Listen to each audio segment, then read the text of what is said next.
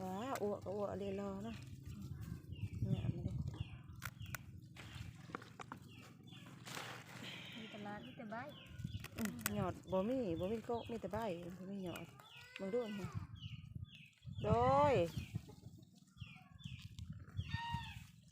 พอดีอาหารมาเนาะ อีลาท้ายในเฮือนพุ่นละลูกบ่มากะยา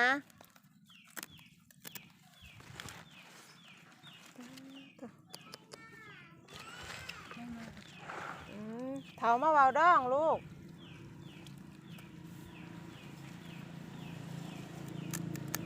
แต่อย่างว่าเห็น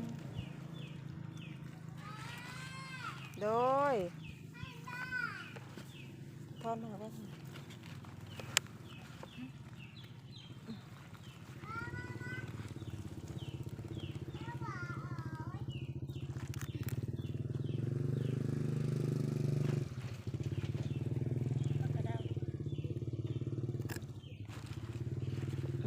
บัดในส่วนเขาเอาผดไปหาเก็บผักกระเดาเนาะมันเนาะ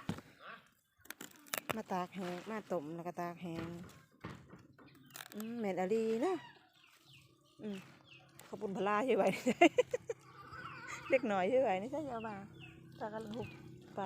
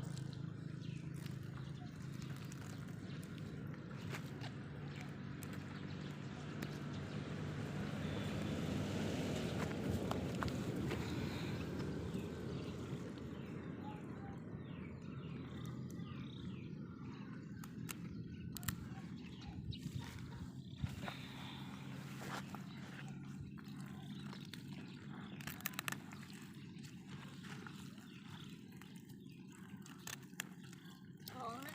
ล้างลงนี้เลยท้องเนาะ เอาแล้วนะ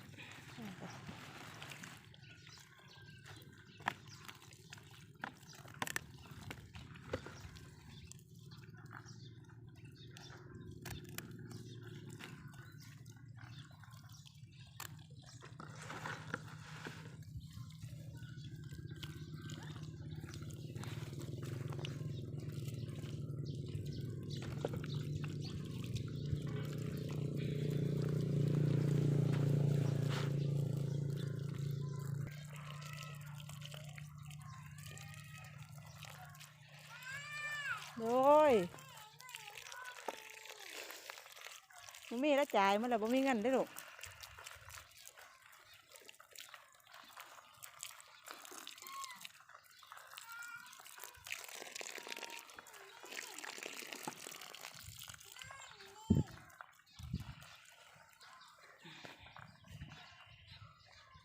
น้ำรดเวลาหายลมมันเป็น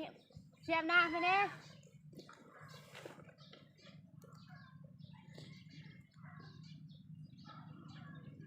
เธอเริ่มมันสวยเลยเย็บไปน้ำทิพย์เฮ้ยลองไปกับมึง งามก็งามดีรอปุ้ยเม็ดหนึ่งกับบริมีธรรมศาสตร์บ้านเฮาเลย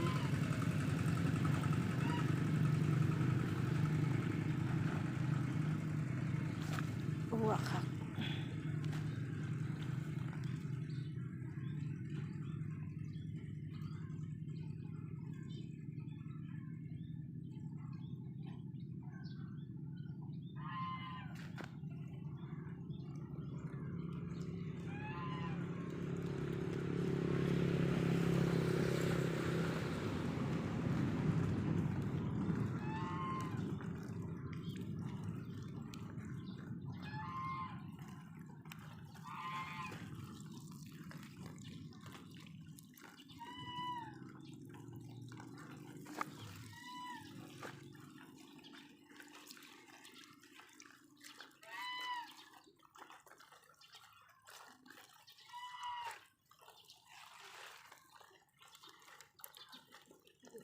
จะเอาอัน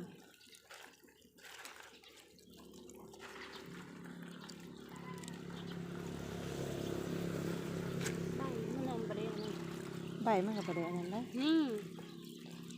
เป็นตรงกลาง ใบมาแล้วให้ทางล่างอีกรอบนึงก็ถ้ากระลางบ่สะอาดทีเดียว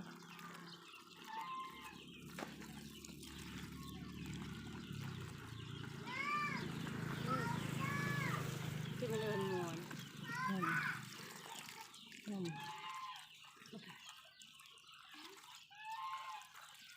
ฉันเสียวเลย บริเวณนั้นเราไปซื้อไข่ถอดแล้วก็พัดขนาดนี้จะอ่อนเนี่ยอะไร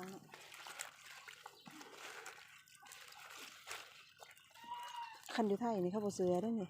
เขาจะบ่เสือได้ว่าเป็นนั้นผักปลอดสารเขาเสือผักใส่ เสี ถุ ย ง แล้วเราบอกว่าหาอ้ว ยืนยันเราไม่ติขี้ควาย ไม่ติขี้งัว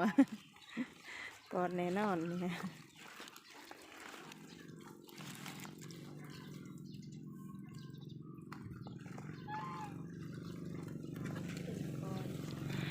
เนี่ยใบแก้มเนี่ยเอาไว้ไปเทให้หมูให้เป็ด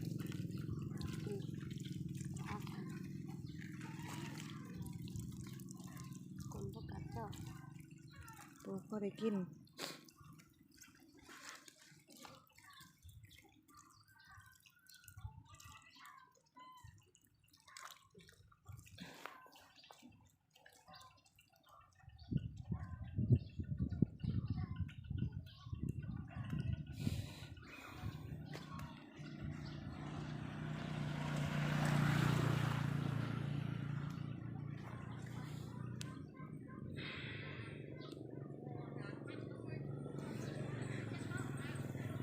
ไก่ทำสีเห็นนี่แล้วมันก็ดียังกลนบริมดสามได้ทำบ่ลายนะมันปีนี่ให้มันบ่ง่ามันตายลายมันเขานะ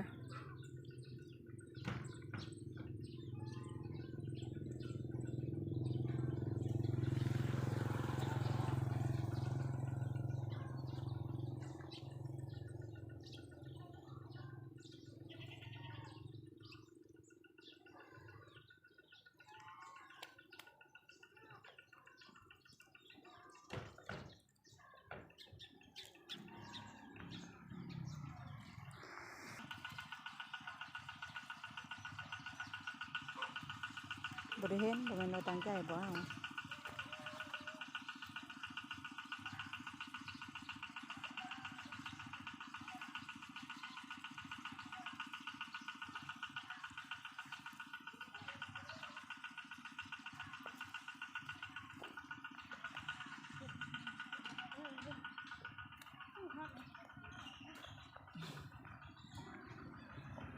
เก็บไปฝากอันเขาอันแม่ไอ้เทิงหวานประทามว่าพักใส่ปุ้ยบ่เรือพักกับบริษัทขอยถีบกับบริษัท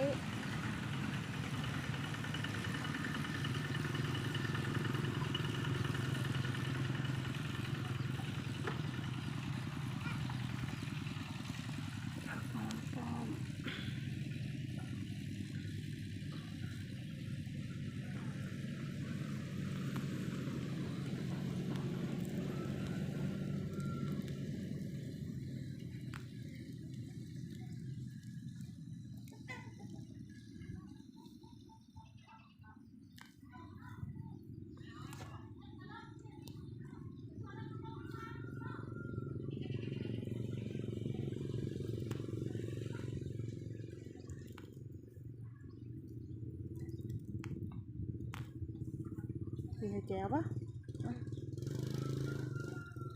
เก่งมากนะ อืม สวย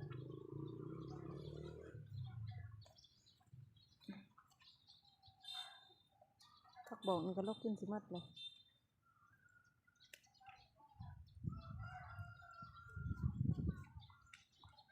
นี่แม่มัน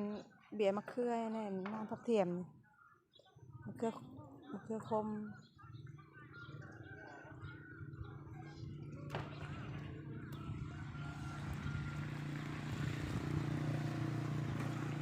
ผักซี่เก็บขึ้นมือก่อนหมดปะ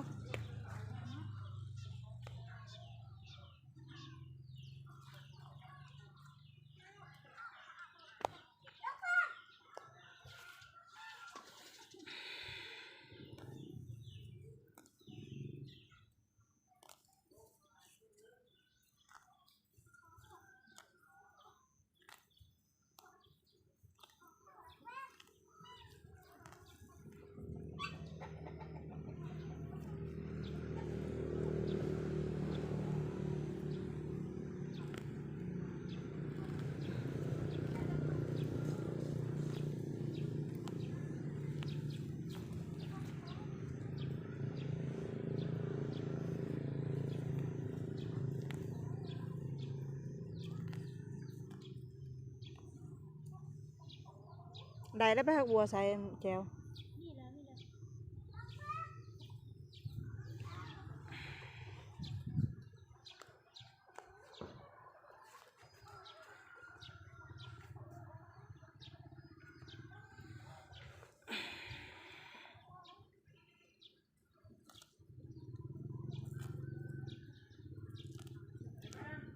ว้าวยังมือโทษพายมือโทษ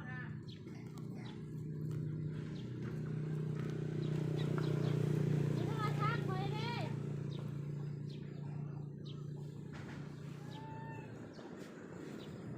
เอามาโทรแล้วนะ